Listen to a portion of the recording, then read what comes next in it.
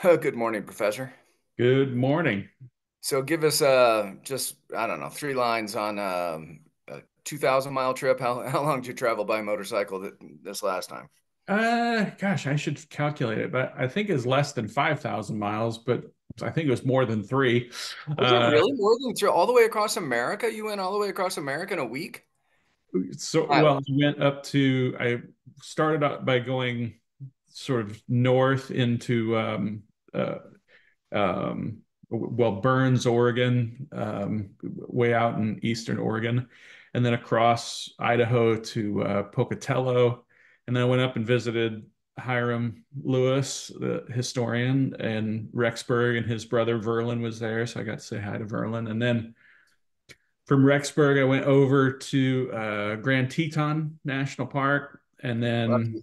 then um, through Yellowstone. So I was by this time I'm in Wyoming, and then went over to Cody, and then north to Laurel, Montana, visited some family, and then I kind of came back through the middle of Idaho, which was really sparse. Actually, the ride back, there were a couple days where I didn't see very many people because I went through central Idaho, Twin Fall back into Twin Falls, and then from there I went into central Nevada, which is just abandoned, like they call it the loneliest highway. So I hit three of the most desolate or least populated areas in the United States: central Nevada, eastern Oregon, and central Idaho. So So remind me not to let you plan my next trip. I don't want to. I don't want to do that.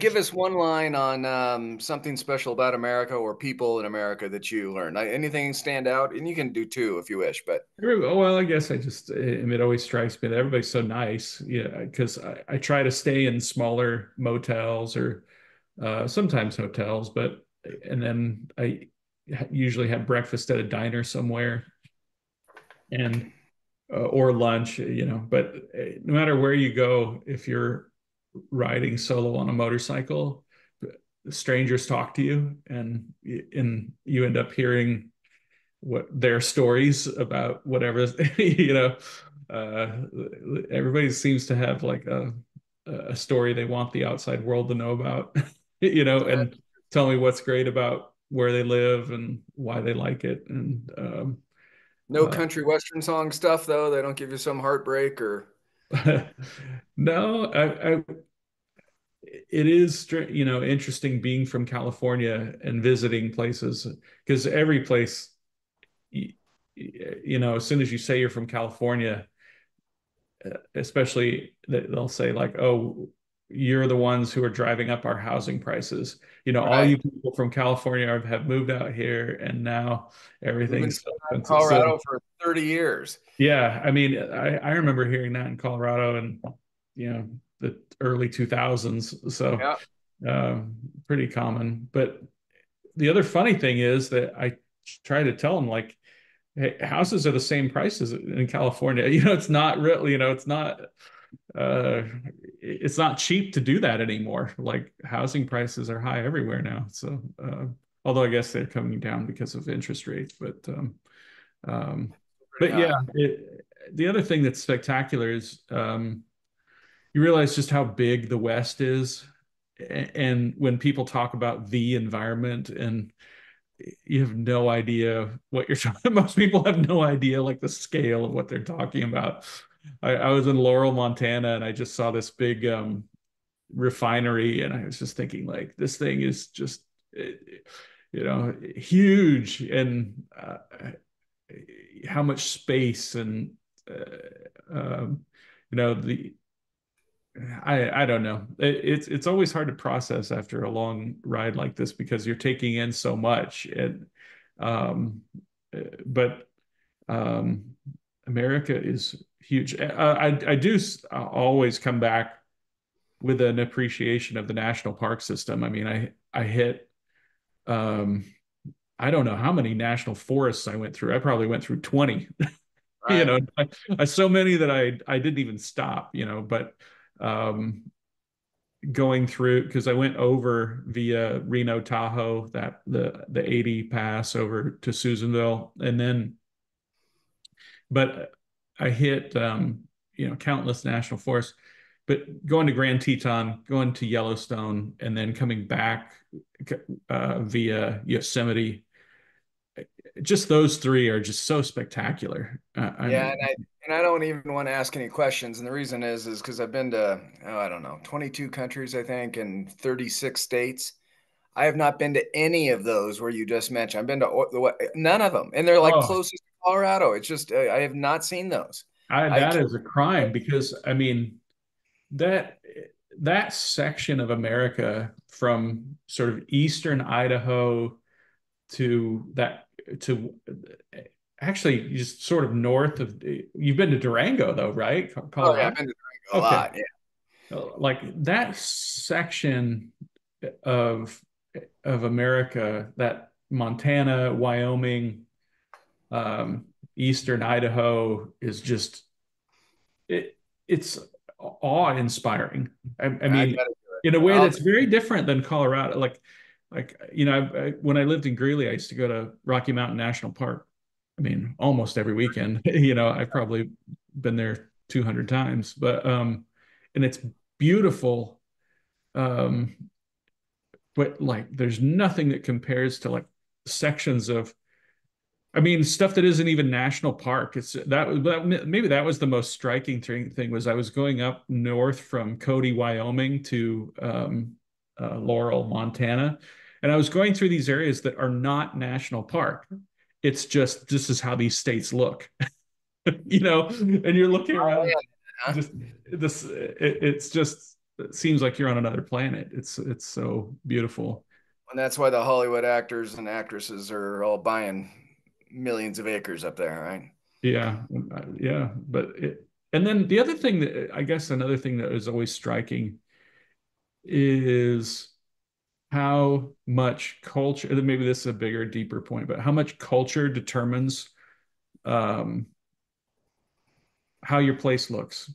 It's not really money. Everybody thinks that, oh, this is money or poverty, but it's really not. Because I went through a lot of working class towns where the annual income was half of what it is in California, and a lot of people with very small, modest homes that look good. Very well kept and you know, nice gardens and yeah, gardens and paint and well kept. Like you can still have dignity on a working class salary and live in a house that's nice. It's funny to I'm sure if you want to Google this kind of thing, but like houses that cost 700,000, look at on Zillow or something for a house that costs $700,000 in Los Angeles, and then look up a house that costs $300,000 or $200,000 in Montana or something, point. and you'll see, wow, this neighborhood is nicer. I mean, it's not fancier, but it's well, in many cases, maybe it is fancier, but I just love places like that. I love places where people just sort of have their own priorities. um, and I guess the other thing that is sort of interesting is you get these little glimpses of what teen culture is like because you see, teenagers spilling out of their cars with their parents and stuff, and how how how much teenagers try to dress like one another and end up looking different because of regional differences. I sort of find all that stuff interesting, and just how people treat their vehicles is always interesting. I mean, I don't know. I like everything. I know I try to pick up on as much as I can. It's all interesting, all these subtle differences. But Well, I you're I love it's one of the reasons I love doing this trip at least one of these trips at least once a year is because um, it puts so much into context um, that is hard to understand if you've never visited these places. yeah, I get that. And good at you for doing it. You've set the right tone for my series of questions coming up here in just a second. Bart, you put yourself on video. Does that mean we want to look at you, or you have a kind of a comment or something to add or a question for Stephen? Well, I want to know if Bart's going to come with me next time. Wow, I don't know. Me on the back of a motorcycle, that could be really weird. Yeah, you're not going to be. You got to get your own bike, Bart. No, no. I Either way, know. I think the photos would be great if Bart was on the back. You just imagine the pictures of us across America with Bart, me with Bart. Yeah, that would be worth it. That would be a web series in and of itself, you know. Yeah, I'm not sure it'd be a good one though. Bart, any other comments? Yeah, absolutely. City slicker goes rural, you know? Yeah. Any other comment on that, Bart? Are you good? No, I'm good. I actually I share Stephen and John and your affinity for rural America. I Hmm. think it's fantastic. It's so different from my normal life.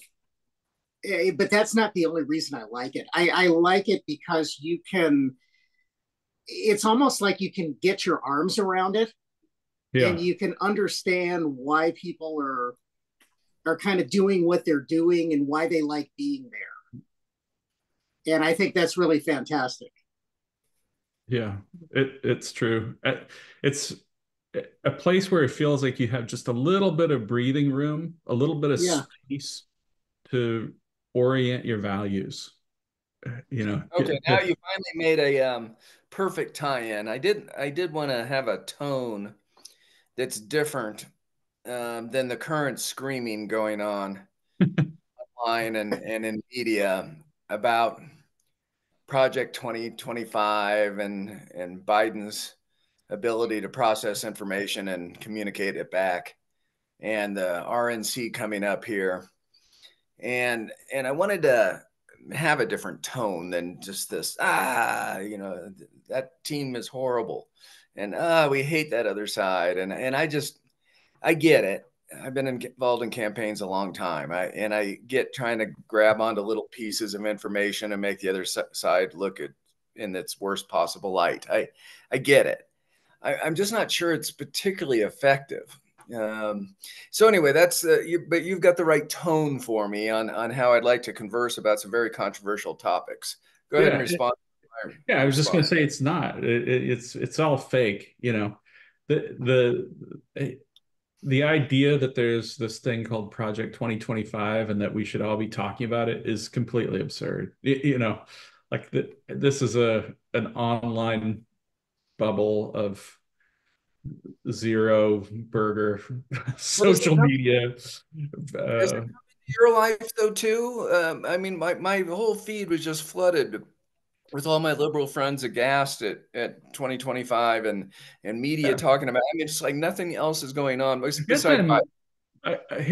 I'm slightly impressed in in that we have such a diverse media environment that somebody's still able to create a sort of media bubble of any kind. Yeah, So the okay. idea that Okay. something would be trending somewhere on Reddit or on Facebook or Instagram or Twitter, so the fact that I'm still seeing people aghast at Project 2025 is I'm like, wow, it's interesting. They're still able to.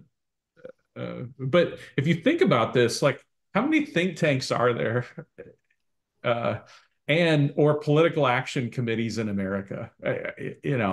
And how many of them issue statements or plans or whatever, and no one pays attention to any of them, and yet we, someone has decided, like, it kind of reminds me a lot. There was a conspiracy theory um, a few years ago, Agenda something, that was like something based on the UN and city planners. Do you know about this? It was like Well, Agenda 21 or something like that. And I remember it being a thing. And then a few years later, I don't know, they're just these little bubbles of uh, I don't know, conspiracy. It's not, this one is not necessarily a conspiracy theory, but the idea that somehow, um, this is a thing that anybody knows about. It's a completely concocted nothing burger. So has everyone just become, maybe it's the homogenization, like restaurants or the big chains are all across America and in even small towns now. You can go to these big chains and medium-sized towns, maybe not really small towns. And is this just the homogenization of politics then, where the average citizen activist, maybe 40 years ago when I first started getting active, wouldn't have done this? But now we get some message and then we post the same darn meme on Facebook thinking we're being effective or something. Is it, what's is it? Yeah, I think so. That's part of it, but it's also just like the current media environment. Doing actual reporting on real news stories is hard.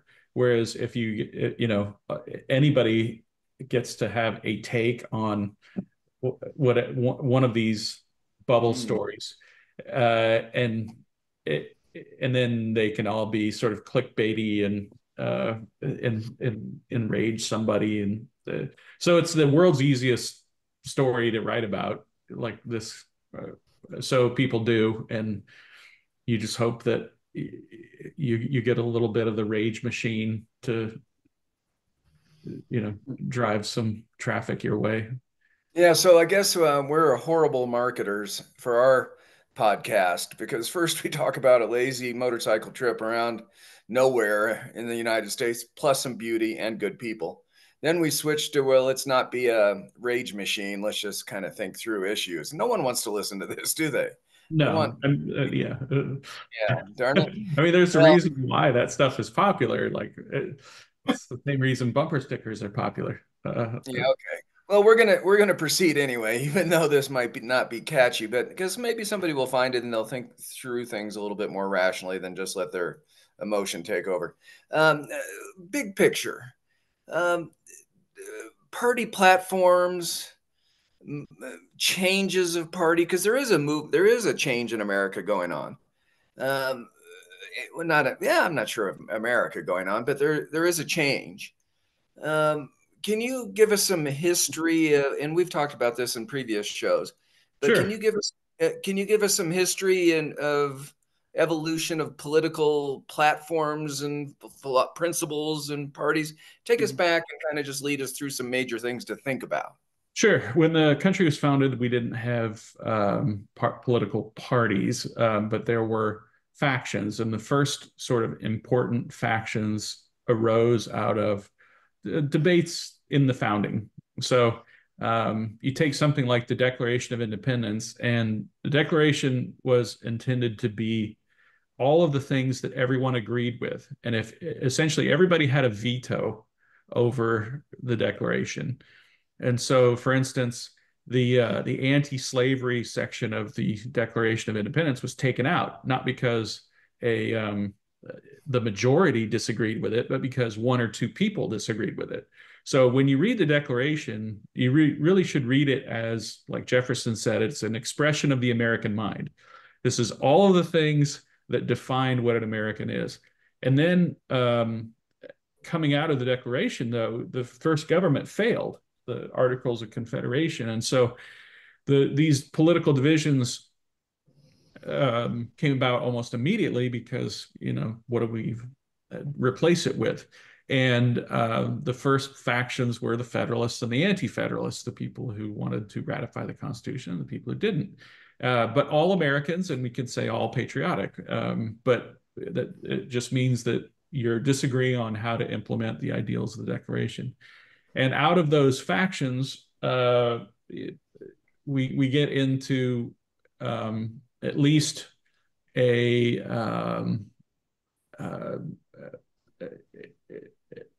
divisions based on personalities.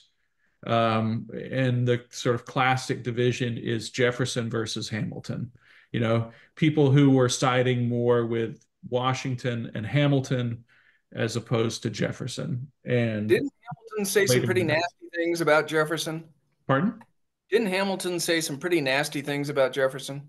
Yeah, yes, but I think it was more the other way around. I mean, Jefferson was far more of the like scheming, backed by, I mean, he was in the Washington administration and working to undermine the Washington administration. So but out of that sort of Jeffersonian faction that ended up really winning,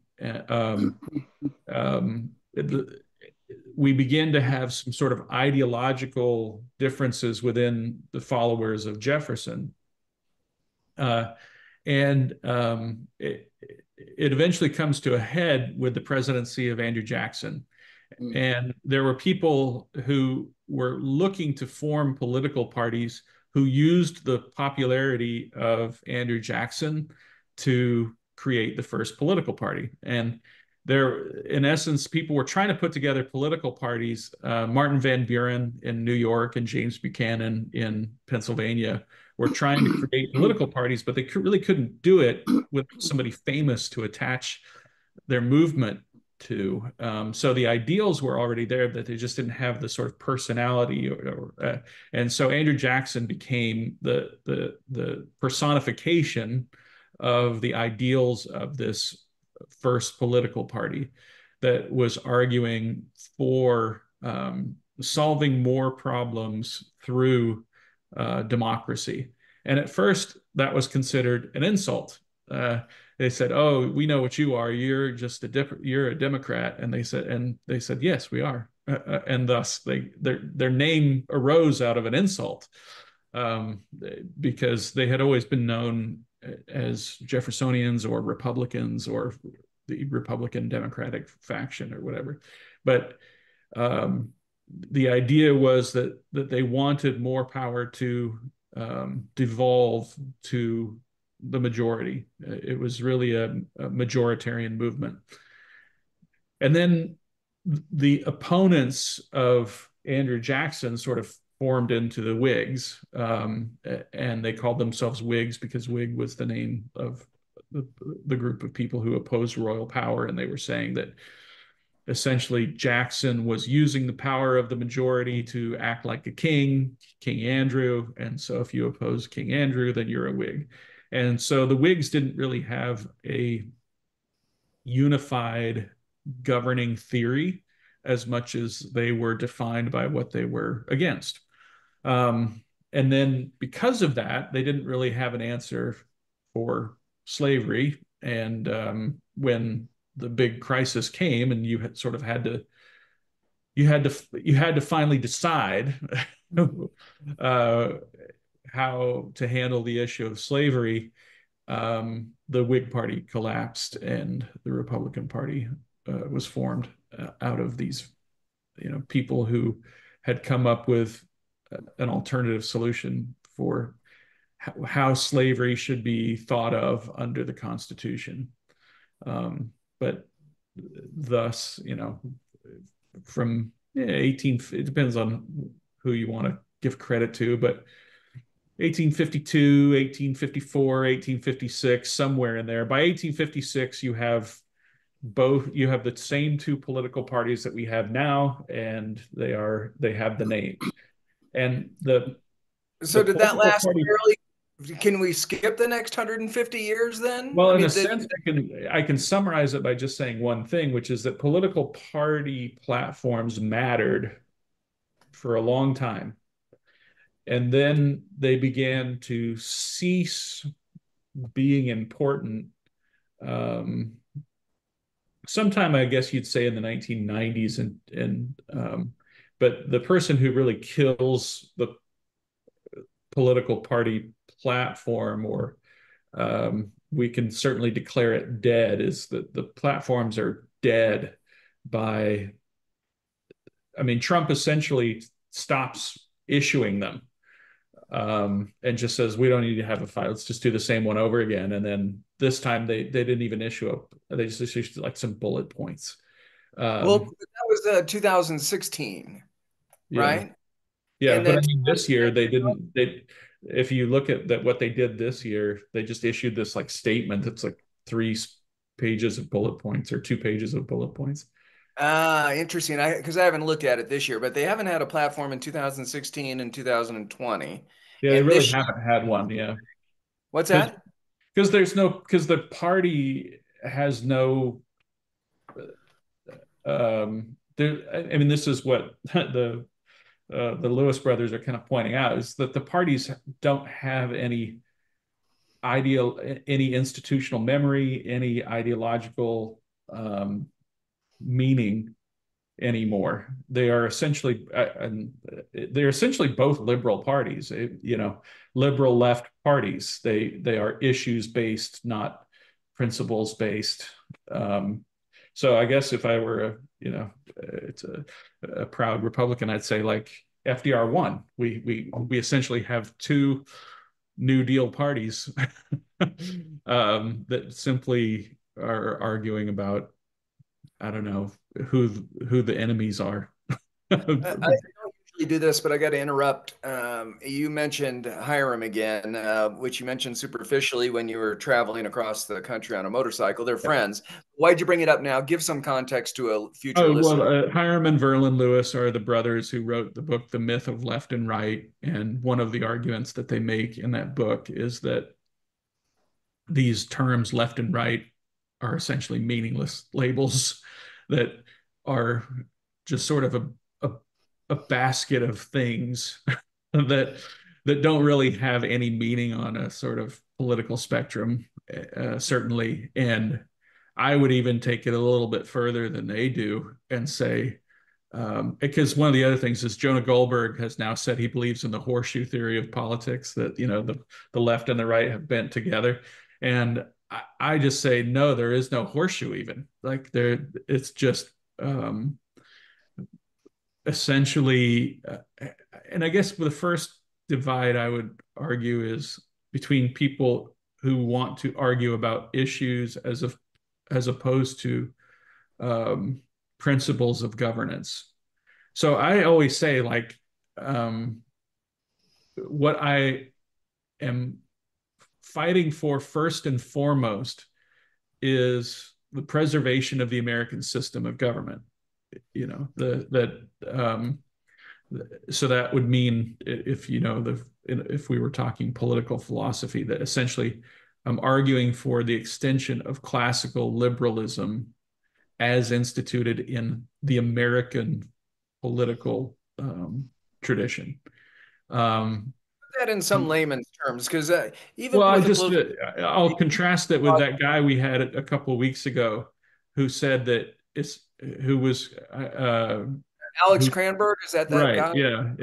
The point of many of the organizations he supports is that he would say, if I were to, that he supports essentially God, I mean, it's harsh to say it this way, but he supports the destruction of the American political tradition and the construction of a new set of governing principles on a more like out of some sort of like combination of traditional conservatism based on natural law rather than classical liberalism. And I would tell you that Professor, go ahead. gotten really deep there. I mean, for maybe a philosopher or a person with a political science degree and a law degree, and having 3 years or 3+ years of conversations with you, that makes some sense to me. Okay. But you kind of lost me. Those are pretty. We don't. Average American doesn't talk about those words. Let me see if I can make this. If I can make it simpler.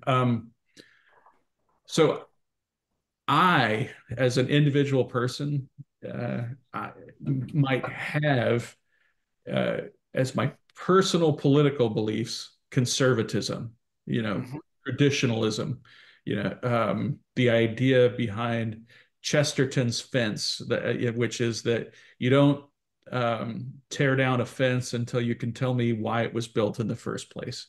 That's a sort of like natural conservative tendency, right? Like you don't get to change something until you explain to me why it was built that way in the first place, and then we can talk about changing it. How I orient my own life, as my friends who are Mormon joke, they're like, you already have the Mormon lifestyle. You're just you know, like, but yeah, I don't, but I'm not a Mormon. But I'm a Presbyterian. I say, Presbyterians that live this way too. Um, but when it comes to how society should be organized, I believe in creating a system of freedom for everybody that allows me to live my lifestyle, but it also allows other people to live their lifestyle with something that has really been lost, which is tolerance. True tolerance doesn't mean that I celebrate the differences of others or that I agree with them. It means that I tolerate them. I say, oh, you get to do what you want to do, and I get to do what I want to do. So I tolerate, right? So, but I don't impose my um, my belief system on someone else, except only insofar as it's necessary to protect my freedoms. And the purpose of politics is to negotiate peacefully where those differences are. But we both committed to peace, right? We're not going to use violence, and that is in and of itself an imposition of values, right? I'm saying we all have to have an imposition of values. So that is a good old fashioned, I would say, Calvin Coolidge Americanism, right? That's Abraham Lincoln, that's George Washington, that's Alexander Hamilton. The temptation, I would say, and the reason why I'm not a liberal or a Democrat is because I don't believe that the majority should be able to impose its will on unpopular minorities, and we should have a lot of things in society that prevent that from happening. So I'm not a knee-jerk fan of majoritarianism in all cases, right? And there's nothing more democratic than a lynch mob, right? Take a vote. It'll always be mob to one. There's always one guy who says, I want due process, and the mob's like, string him up, right? So that is traditional, I would say traditional, that's how I've always defined traditional American conservatism. And from a political philosophy standpoint, that would mean you are personally a conservative, but you want to live in a classical liberal framework. Is that It's possible to also be personally liberal and live in a classical liberal framework? Yeah, but okay. But part of being a liberal is that you don't is that even if is that you want to try to undo many of those institutions based on a sort of modern understanding of what the majority desires. Yeah, Bart. Hey, John, can I ask you a quick question, John? I don't want to interrupt your train of thought, but Stephen, when you first started talking, you said that there was kind of a division between people who wanted to talk about issues, that's kind of their view of the world, and people who, you didn't say this, but want to talk about their governing principles, right, which is what you're really talking about now. And I really share your governing principles, but I'm one of the people who wants to talk about issues too. Yeah. What does a person like me do? Well, I mean, the bad news is that nobody's talking about governing principles anymore. I know. And so in that, because it used to be a sort of a natural tension would be that essentially the Republican Party was more based on, I shouldn't say more based on, but just had different principles, but didn't tend to focus. It was like we derive these principles because of, just to be blunt, the necessities of dealing with slavery. Slavery is like this thing that brought every issue up. Mm-hmm. Like if you really think about what slavery means and how it works and all this, it really challenged every part of our founding legal tradition and made us work out all of these issues, right? Um, but if you're a regular person, the issues part of the Republican Party was sort of pretty small. So, and it was something that came after a sort of dedication to um, these principles. So you'd see the party platforms, and essentially they would always come down to like the only issues that were mentioned were things like the Transcontinental Railroad or land grant colleges or opening relationships with you know Haiti or Puerto Rico or something, or how, but it would always come out of this, first restatement of what the principles are, Mm-hmm. and especially, and the Democrats were very much like that also, but with more of an emphasis on doing what the majority wants. The kind of shift comes, there are two shifts. I mean, you say like Woodrow Wilson kind of nudges it, and then, Franklin Roosevelt really solidifies it that like, no, no, no, we're here to do what is popular and what the American people want. And um,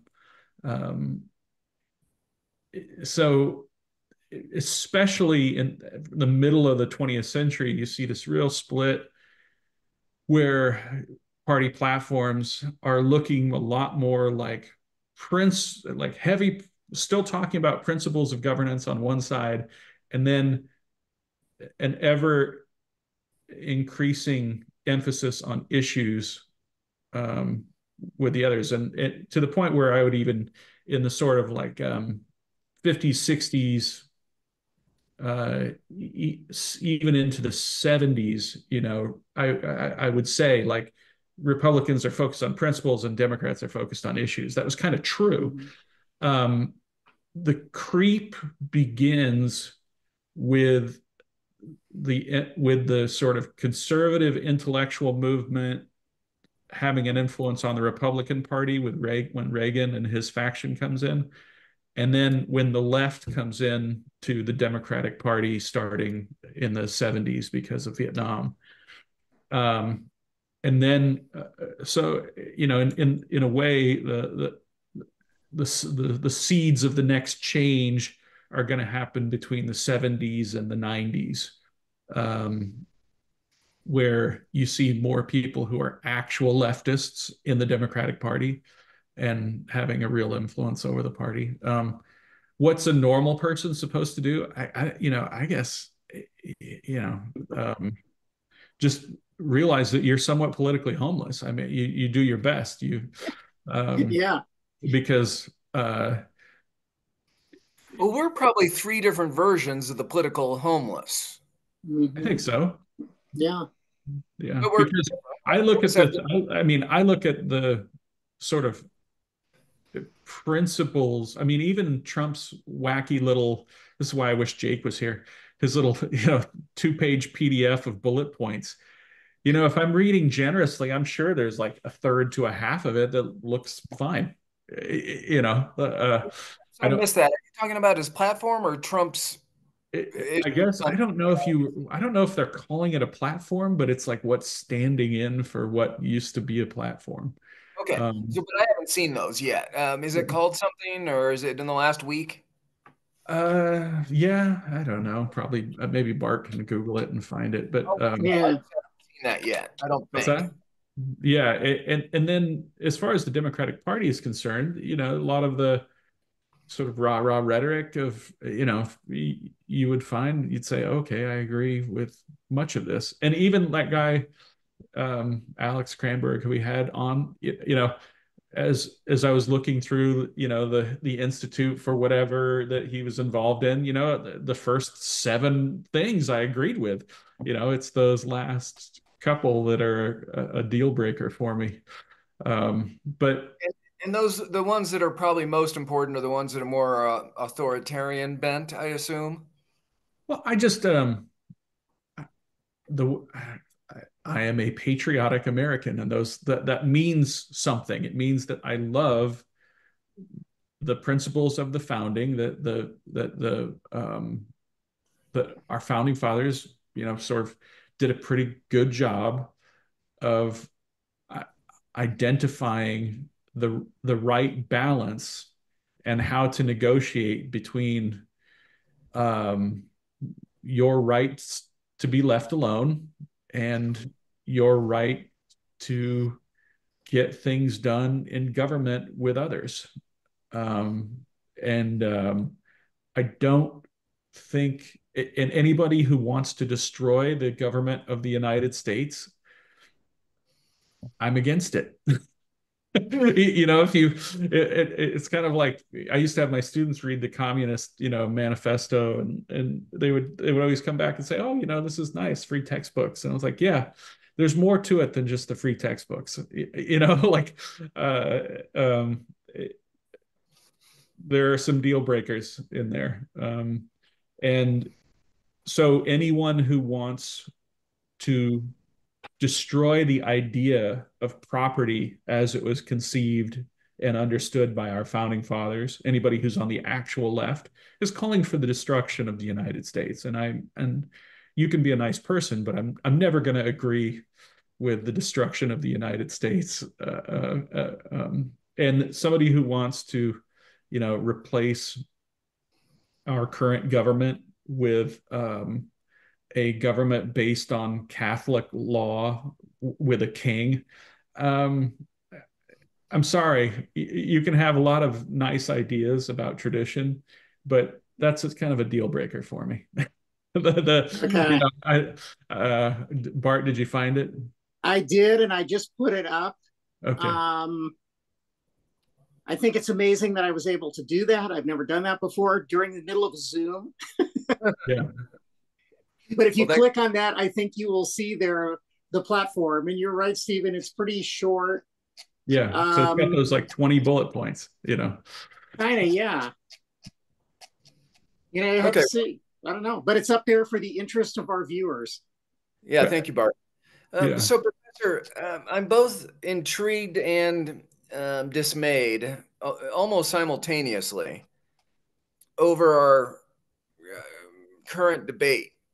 And you've done a nice job laying out a bunch of history up to present. On any issue, is it possible that it actually makes sense on how we're arguing? And let me bring up abortion. It seems to be the great divide right now in America. Agree or disagree? I guess I disagree. I don't know that it's the great divide in America right now. I have very pro-life, to summarize, friends who believe, and that's why I appreciate your history lesson, who believe that the great battle from slavery to the civil rights is now moved to the right of the unborn or the future humans, however you wish to say it. And it is going back to the Declaration of Independence, life, liberty, and the pursuit of happiness, the most pivotal issue that we must face as Americans. And these aren't crazy kooks. These are mainstream people that happen to be friends of mine. And they are adamant about that issue. Now, clearly, I know a ton of folks on the other side too, mostly liberal, but not necessarily. I still have conservative friends that are pro-choice for other reasons, like framework of government, and happen to believe that a different layer of government should settle that issue.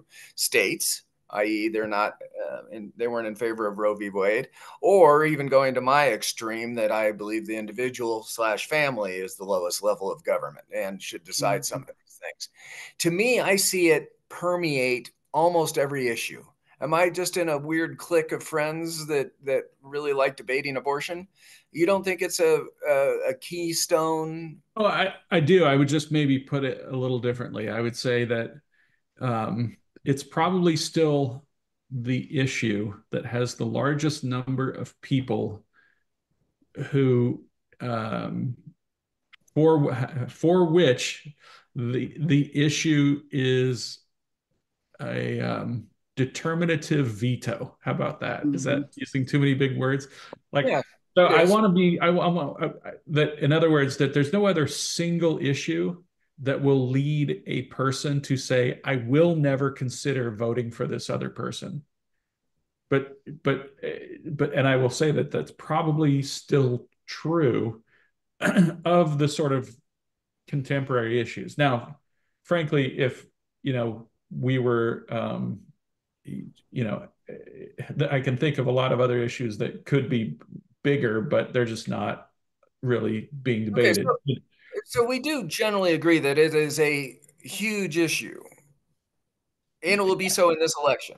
Right, right. But I just, but if, let's say, if a political candidate came out tomorrow and said, I'm pro pedophile, that I have a feeling a lot of people would become single issue voters the next day. Right. Right. Like, so just because there is a significant, that's probably the issue where there is a significant division and people, it's determinative, it is what determines their issue. But the number of people who are in that camp are not a majority. They are large vocal minorities. I don't know if we need to get to that point. Well, I mean, I would just say, look at the Pew Institute, and you'll see that it's about 15 to 20% on both sides. So you'd say, maybe if we're being generous, it's 30 to 35% of Americans are in that camp. If you combine both sides. Yeah. Hey, Stephen, can Yeah. you sort of compare the abortion issue to temperance during the late 19th century and the early 20th century? Were they similar kinds of things? Yeah, and not just similar, it was often argued by the same people. So I know it's weird to think about, but temperance and eugenics were both progressive issues. And the sort of first real arguments for abortion were based on eugenics. And it was the same people often. And birth control. I mean, it's funny when we were tearing down statues of or renaming things named after William McKinley. It's funny, what did he ever do? But nobody ever touched the statues of these people who were actual eugenicists, who were arguing for the killing of Black people. Why? Because they're progressive icons. But I think it's very not just comparable. It was often the same people because they were both arguing this is something the government can do to make society better. Force everyone to stop drinking, force everyone to. So let me do something that I think is going to be very unwise on my part, because it's kind of a rhetorical thing, like a rhetorical, I don't know, attempt here, which is probably going to fail. Temperance ended up long-term, historically, being a major mistake in American policymaking. Can we say kind of almost the same thing about the abortion issue? Because I think part of the reason John brought this up is that I think there's kind of this thing, Sarah Isker kind of, on the Advisory Opinions podcast calls it the abortion distortion. Yeah. Anytime you have a court case that involves the issue of abortion, it is a wacky decision. Well, let me take a really weird contrarian take on your, which is that actual temperance was not a mistake. Okay. Like alcohol is poison and it is bad for you. And I drink but you should just know that it's not actually good for you. Exactly. And one of the things that the temperance movement originally argued for was temperance, meaning less of it. Right. And one of the other pieces that is absolutely true is that when alcohol was banned, workplace accidents went down. There were fewer men beating women and children. Like all of those things, it's kind of like the speed limit. right? We know that when we lower the speed limit, fewer people die. Uh, and yet, there's this constant tension to do we raise the speed limit or lower the speed limit? So, and the end result, even after the Volstead Act was repealed, Americans drank less than they did before. So Mm-hmm. it it's even in some ways a good metaphor in this sense, because you see that sort of pendulum. What starts as a pretty good idea, you should drink less, you know, you should not beat your kids, you shouldn't abuse your wife, you shouldn't, you know, go in and operate heavy machinery while you're essentially always drunk. I mean, the amount of alcohol that Americans drank in the 19th century, if you Huge. to the extent that we can extrapolate these things, like basically everybody was always drunk. There Mm-hmm. were a lot of people who were just never sober, and and that stopped, and Americans drank less thereafter. Okay. Well, why But then they can't we took it get too to this? far. Yeah. Yeah, why can't we get to the same place with the abortion question, if you want to call it that? Because Well, we've got why states would you now. assume that we aren't? Well, you right now, I think Yeah, things isn't are a that what we're mess. doing right now? I mean, essentially, the abortion distortion was when the Supreme Court decided to settle this for us and took it out of the hands of the American people. And I You would mean say Roe the long-term v. Wade project, in 1973? pardon? Yes, And you mean Roe versus Wade? I mean Roe right. versus Wade, yeah. Yeah, and I Because agree with you, but I think to make it so that it's banned effectively in certain states right now is really kind of stupid. yeah, and You know, what, as Ulysses S. Grant said in his inaugural address, I know of no method to repeal a bad or obnoxious law so effective as its stringent execution. And one of the things that we have gotten away from is, Mhm. instead of putting political pressure on our political leaders to repeal bad or obnoxious laws, we now count on the executive branch or the judicial branch to bail us out and impose common sense on us. And now I'll quote Coolidge, which is, Coolidge said there are the responsibilities and the duties of the citizen. There is no method to transfer those duties back onto government. They must mm-hmm. fall on the individual. And what we've had, and was again one of the reasons why I'm not a liberal, is because part of especially the project of mid 20th century liberalism was this idea that, and it comes from earlier liberalism and progressivism, but they get excited about computers in the middle of the 20th century. At first it was like, oh yeah, those progressives, they were all wrong, but now we have computers and we can really do it. uh, is this idea that government can fix society, that um, that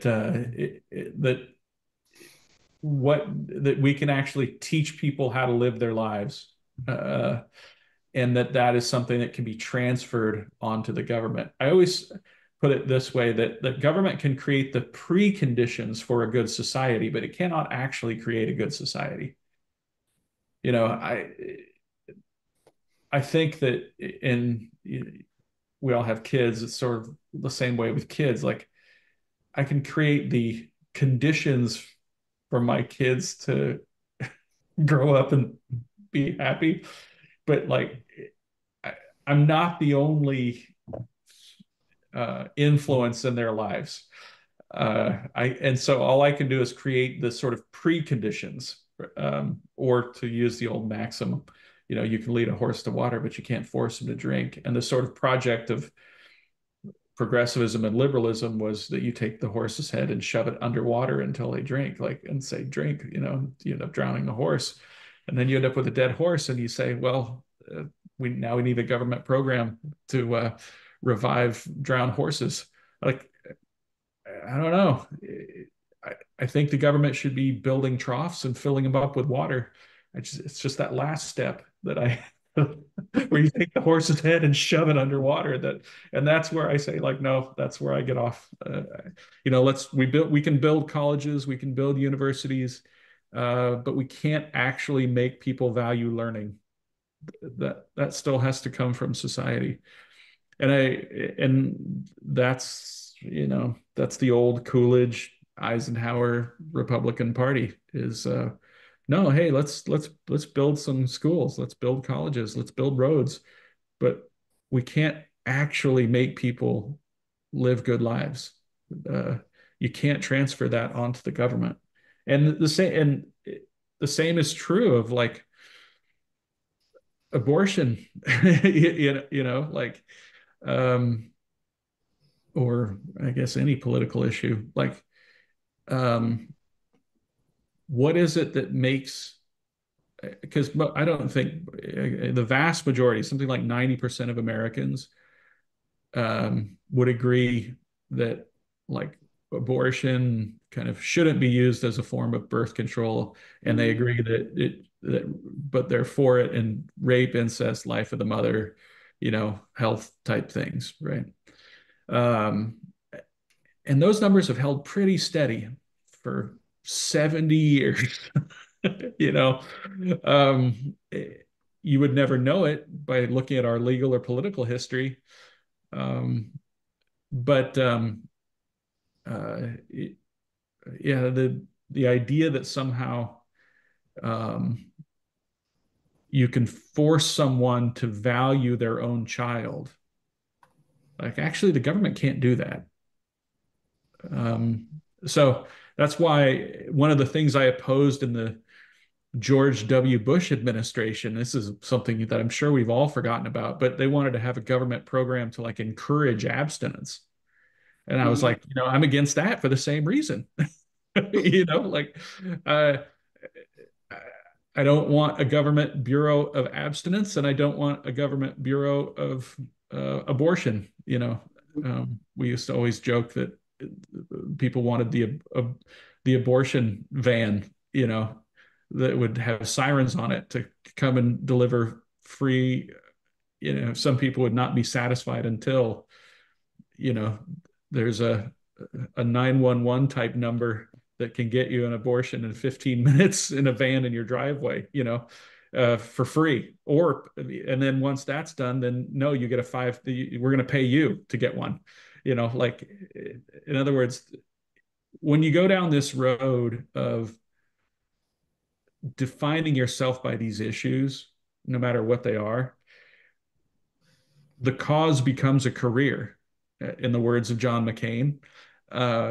And when you win, you just push for the next thing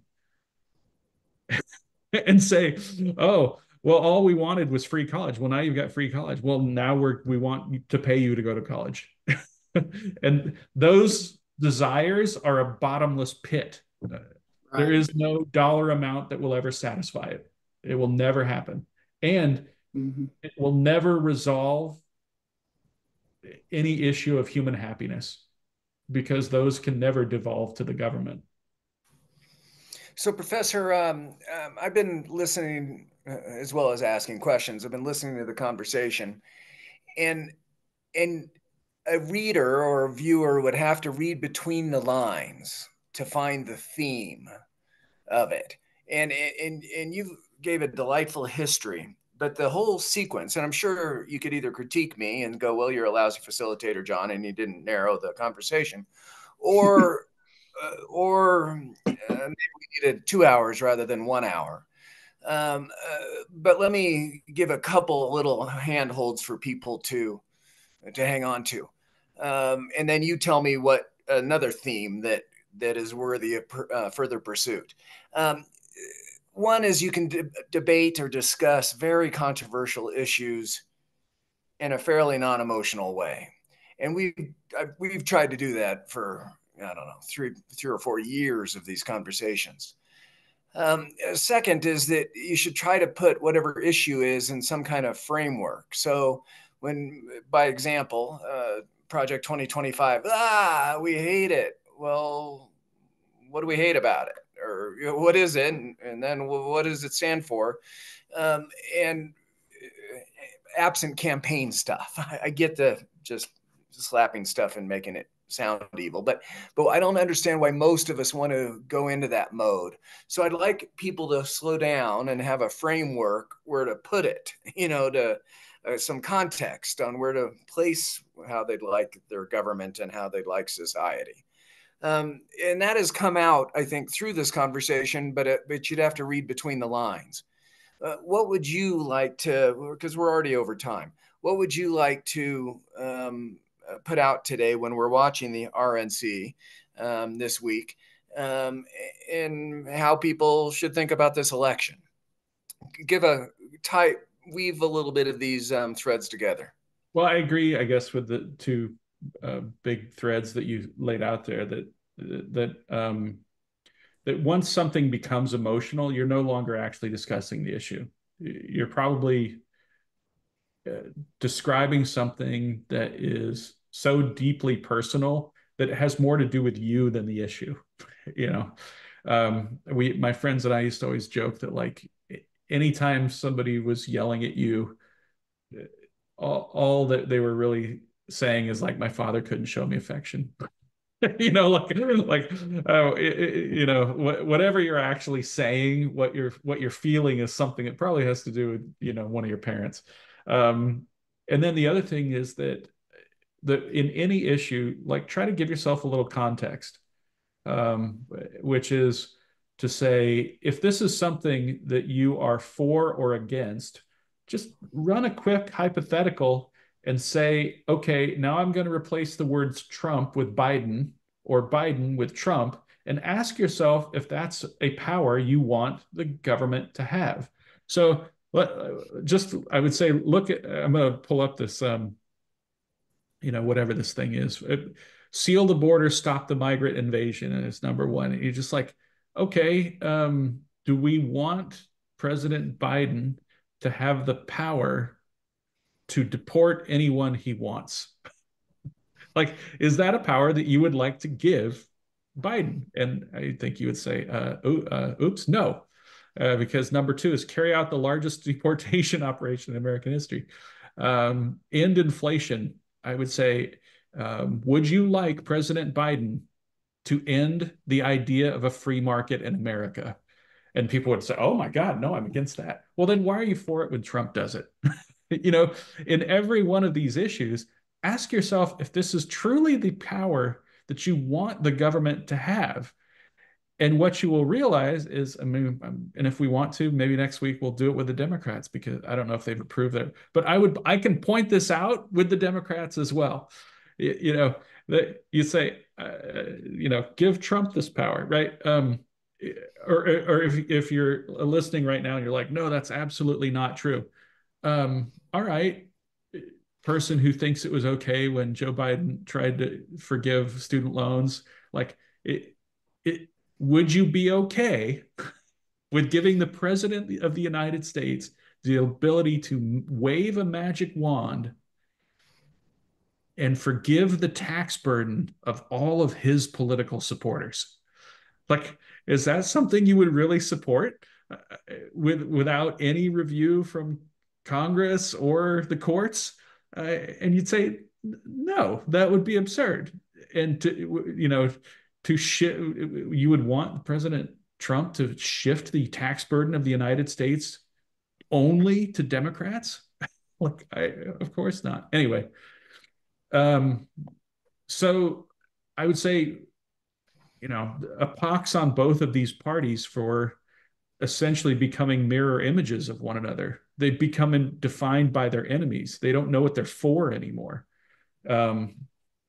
So this is, but this is just to throw another little minor history lesson in here. This is something that even frustrated Dwight Eisenhower, because even Eisenhower was in the mid 1950s. He became obsessed with this book by Arthur Larson called What We Are For, because he's like, this is what no one discusses. And I don't want the Republican Party to be defined as being opposed to Democrats, because we're forgetting what we're for if all we know is what we're against. And so he was like, we have to keep reminding ourselves, this is what we're for. These are our governing principles. This is why we're doing this. And to tie it back into a larger theme of this podcast is this is why history is so important.